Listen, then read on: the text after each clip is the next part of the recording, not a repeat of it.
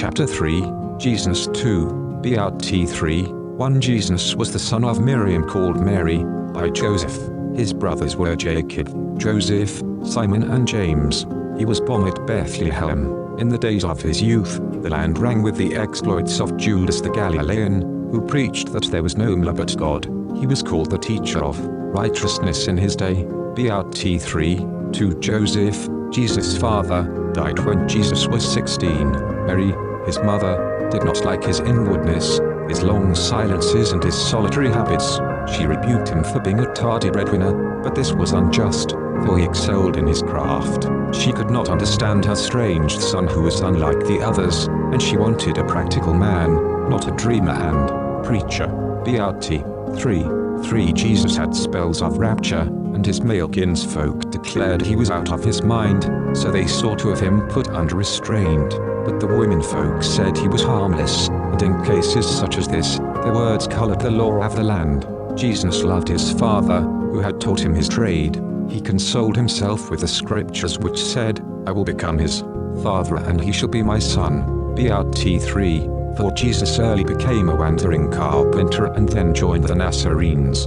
There was excitement in the land because it was said that the prophecy of Daniel was to be fulfilled in these times. The conditions of the times fulfilled the predictions. BRT 3, 5 Then Jesus went into the wilderness beside the Jordan. He joined the society of saints, which was beside the sea of heavy salt. When he came back to the Jordan, he no longer retired within himself, but was a man of direct and forceful speech. He was decisive and commanding.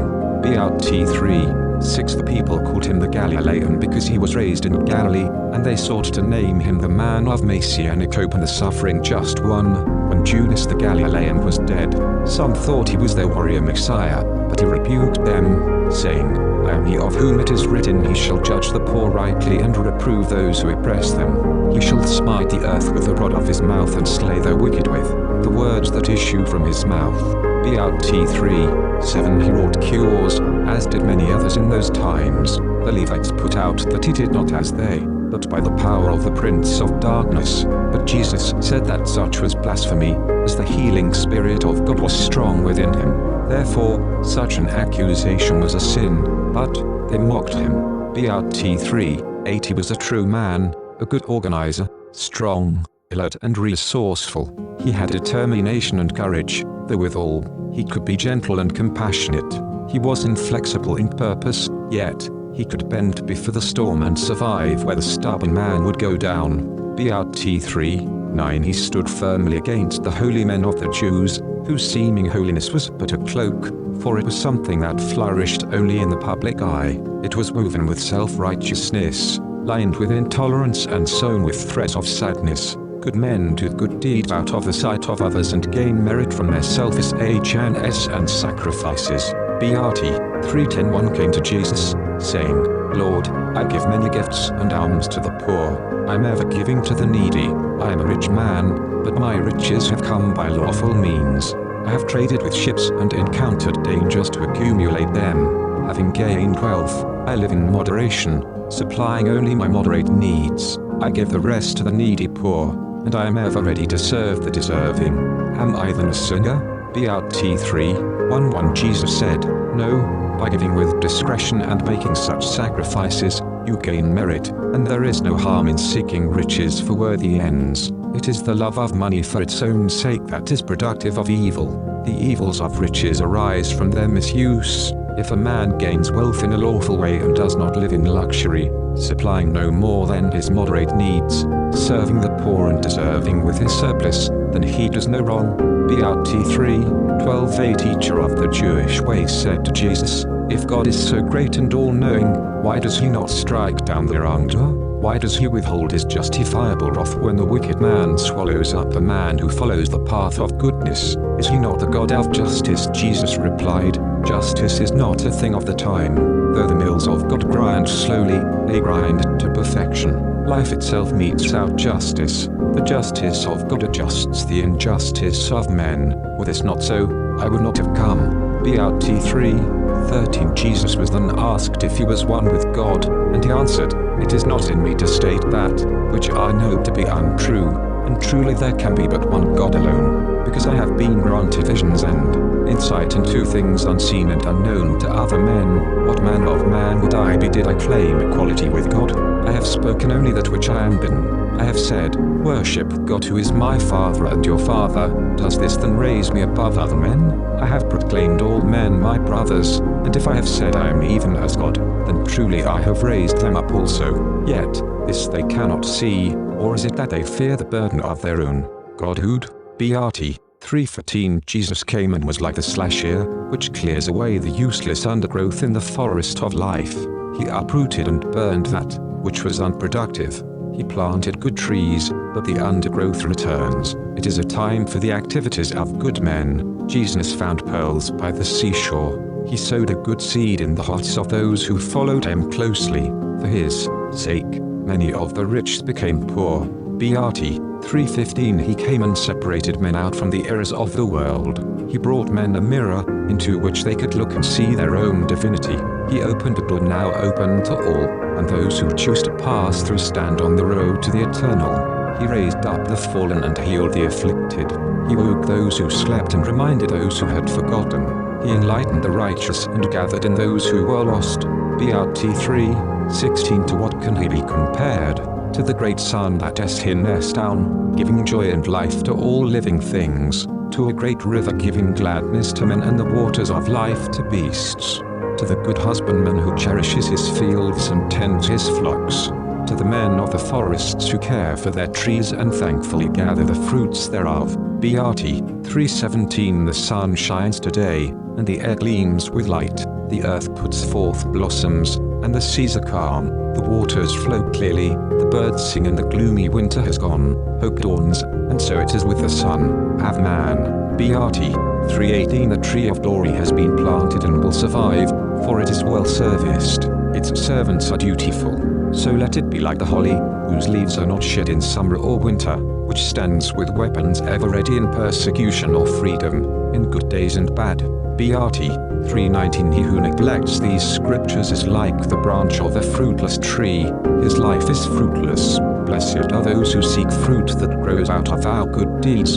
He who copies a book is like a maimed man who gives his weapons to a whole and healthy man. The lettered man resembles this good land, which takes the seed and nourishes it. The rains fall plentifully and the crop is good. BRT 3:20 The life men live is like an inn where they dwell shortly, or like a house rented for a limited time. Vessels of metal and earthenware are to them like borrowed utensils.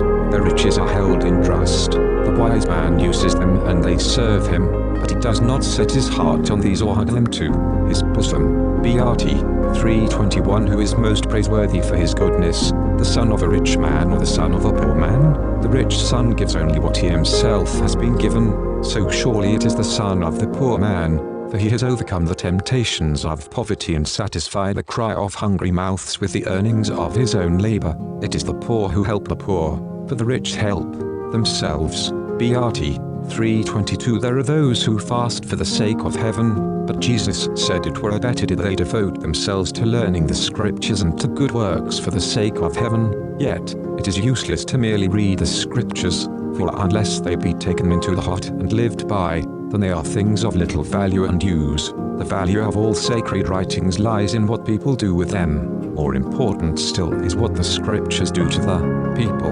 BRT 3:23 A man asked Jesus, Lord, what does it mean when it is written that the iniquities of the fathers shall be visited upon the children? Jesus said, when a man commits a sin, for which he does not make full recompense in his lifetime, then the same temptation is placed in the way of the son, for there is a bond of family blood between them. Is it not manifest also that the wrongs a man does within his own household become the sins of the sons within their households? Wrongful living is the heritage of generations. BRT 3:24 A man asked, Where is God? Jesus took a piece of bread and gave it to the man, saying, Take this and hold it. Then he said, Put out the other hand. He poured a little water on the upturned palm and said, Now you have felt the power of God, for without his spirit in the bread and in the water, these would not exist for you.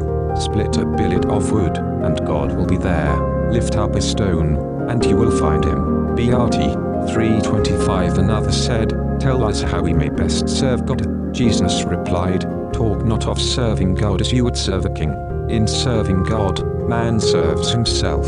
You ask in your heart, 'Shall you be this or that or a priest?' Let your own heart point the best way, and having chosen it, follow it, with devotion and fortitude." BRT 3:26. At a wedding feast, Jesus was asked, "Master, why do you come to this place when it is a gathering place of those who seek only their own pleasure and will drink to excess if it is provided?" Jesus said, "Our purpose here is to make glad hearts of the hosts and to share in their enjoyment, blending their pleasure with ours. There will always be those who are neglectful of their obligations and who concern themselves only with their own well-being. Yet, is this reason enough not to bring happiness to those who have invited us?" BRT 3:27. One day, Jesus and those with him came upon an old man playing with childish things. A bow and arrow-bearing huntsman passing by mocked him, saying, "Behold the old man playing as a child." Jesus called him over and said, "Do you always keep your bow bent, the string under stress?" "Of course not," replied the huntsman. "To do so would be foolish, for the bow would become useless were it not unbent from time to time." Jesus said, "Just so is it with the old man, and you should know better." BRT 3:28. The bowman strings his bow before he shoots, and, when the shooting is over, he unstrimmings it. A bow kept always strung will break and be useless when needed. So it is with a man who never relaxes. He is ever taut within, and when the testing time comes, his stomach turns to water. BRT 3:29. Jesus taught that there are things which should be approached with humility of spirit. They are holiness, wisdom and nobility. Humility bestows upon the soul the benefit of harmony and attunement. A man once said to Jesus, "But who can define these things? That which is holy to one man can be unholy to another. The thing which one man holds sacred, another holds to be an abomination. That which one will bless, another will curse." Jesus said, "The many nations and men, because of the diversity of their natures, hallow many different persons, places and things, apart from their gods. But nothing can be made holy by men alone, neither can anything holy of earth be holy. That which is holy of and for God is holy, the place holy for God is holy, and the person who lives holy for God is holy. But where on earth can such absoluteness be found?" BRT 3:30. If by gathering in a temple, men feel they can better commune with God, then he will be there, and the place will be holy. If within a circle of stones or before a symbolic image, the soul of man may be stirred to attunement, then God will not absent himself because of the nature of the place. He will meet man wherever man earnestly prepares for his coming. Though the temple may be holy to one man and the circle of stones to another, both places will be hallowed by God, if therein the souls of men are elevated to commune with him. BRT 3:31. A structure of splendor, magnificent in its architecture, called holy by men who worship there, if their spirits remain asleep and unstirred, will not be hallowed by the presence of God. He does not honor places where men just congregate, where their voices alone are raised in worship. He hallows the place where their souls and spirits are uplifted as they seek communion with him. A holy place is where the uplifted spirits of men blend with the nature of God.